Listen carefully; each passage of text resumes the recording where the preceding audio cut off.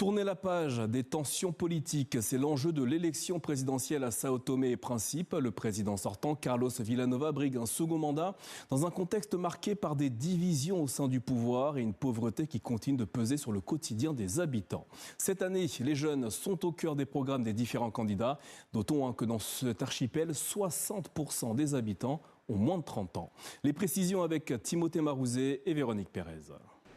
C'est le deuxième plus petit pays d'Afrique derrière les Seychelles. C'est aussi un modèle de démocratie sur le continent. Sao Tomé et Principe, archipel volcanique niché dans le golfe de Guinée. 212 000 habitants et un rendez-vous majeur qui les attend ce dimanche, l'élection présidentielle. Ils sont 4 prétendants au poste, mais la campagne s'est rapidement cristallisée sur un duel. D'un côté, Carlos Villanova, le président sortant, au bilan très critiqué. Dans son dernier meeting, il a joué la carte de la stabilité et de l'apaisement. Notre campagne a duré 15 jours. Pendant ces 15 jours, avez-vous entendu Villanova dire du mal de qui que ce soit? Je suis pour l'unité et l'unité de toute la population de Sao Tomé et Principe. En face de lui, Nito d'Abreu, le candidat qui incarne l'espoir et qui mise sur la jeunesse. Il est soutenu par Patrice Trovoada, l'ancien Premier ministre limogé l'an dernier, qui à travers lui compte bien prendre sa revanche. Notre heure est venue.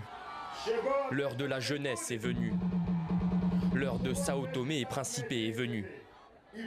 Nous gagnerons avec un visage nouveau, une nouvelle dynamique, une nouvelle vision et un avenir nouveau.